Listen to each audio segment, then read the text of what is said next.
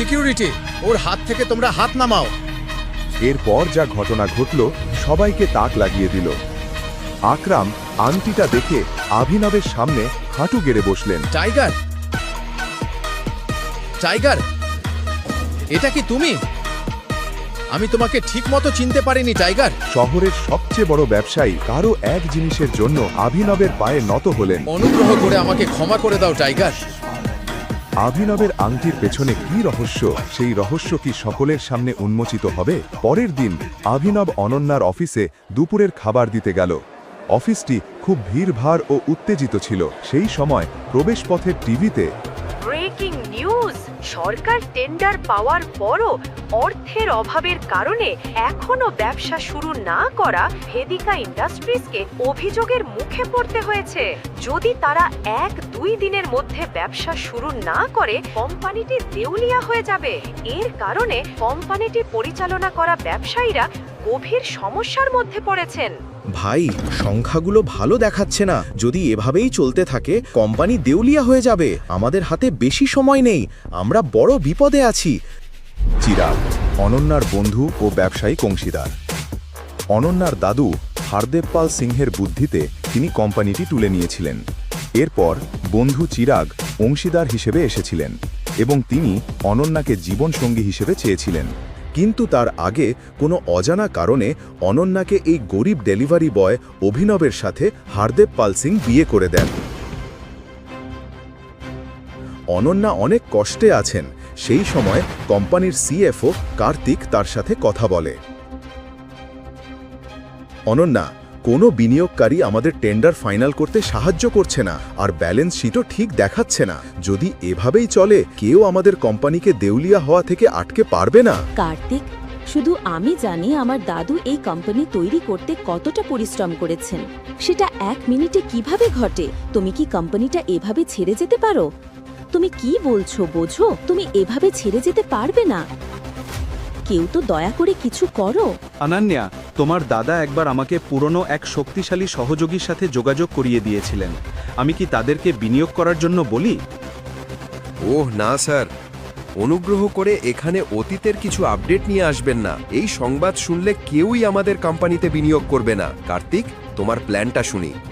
রবি কুমার অনন্যার দাদুর পুরনো বন্ধু হরদেব পাল সিংয়ের সময় থেকেই এই কোম্পানিতে কাজ করে আসছেন। হরদেব পাল সিং থাকা অবস্থায় তিনি কোম্পানির গুরুত্বপূর্ণ সিদ্ধান্তের একটি বড় অংশে ছিলেন, কিন্তু এখন তিনি এখানে কেবল নামমাত্র অ্যাডভাইজার কাজ করেন। Good morning, Lobo.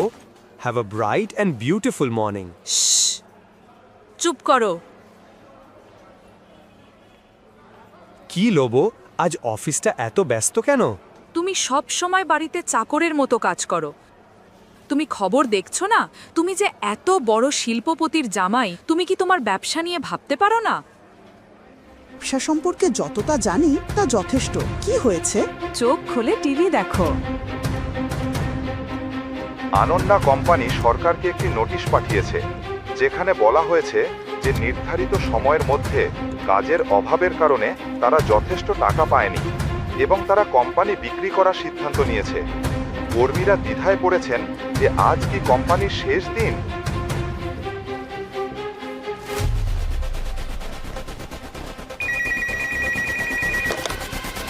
হ্যাঁ ম্যাম, আমি এখনই আসছি। আমার কাছে ফাইল আছে, আমি নিয়ে এসে দিচ্ছি। Okay ma'am. লোবো, অনন্যা কোথায়? আমাকে কনফারেন্স রুমে ফাইলগুলো দিতে হবে অনন্যা ম্যামের কাছে। তুমি লাঞ্চ ব্যাগটা এখানেই রেখে দাও এবং চলে যাও।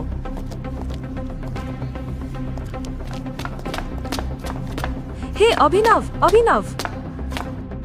অনুমতি ছাড়া অভিনবকে ঢুকতে দেখে সবাই অবাক হয়ে গেল। কেবল তাই নয়, সবাই জানে অভিনব হলো ওই অকেজো জামাই যে শাশুড়ির ঘরে থাকে। আমার তোমার সাথে একটা গুরুত্বপূর্ণ বিষয়ে কথা বলতে হবে। অভিনব, বেরিয়ে যাও। তুমি কি কোনো ভদ্রতা ছাড়াই হঠাৎ ঢুকবে? তুমি আর এক সমস্যা, বেরিয়ে যাও। অনন্যা, আমি এই সমস্যাটা সমাধান করতে পারি।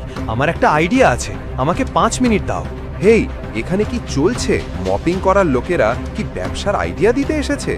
আমি জানতে চাইছি তুমি ব্যবসা সম্পর্কে কি জানো। তুমি কি কোনো পরিচিত ব্যবসায়ী?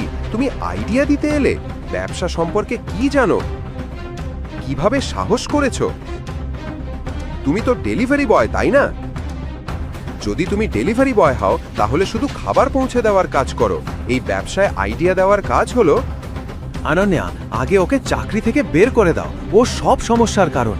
তোমার সাহস কিভাবে হলো? তোমাকে এই অফিস গেটের ভিতরে ঢুকতে দেওয়াটা একটা ভুল ছিল। অনন্যা, আমাকে 5 মিনিট দাও। সিকিউরিটি, ওকে বাইরে বের করে দাও। স্যার বাইরে যান, চল চল বাইরে যান, ছেড়ে দাও আমাকে, ছেড়ে দাও। তখন লোভ এবং চিরাগকে সে অনুরোধ করল। স্যার, অনুগ্রহ করে শান্ত থাকুন, আমি এই ব্যাপারটা দেখে নেব। তুমি ফাইল এনেছো? হ্যাঁ। আমাকে দাও। আমি ফিরে এলে ওকে এখানে দেখতে চাই না।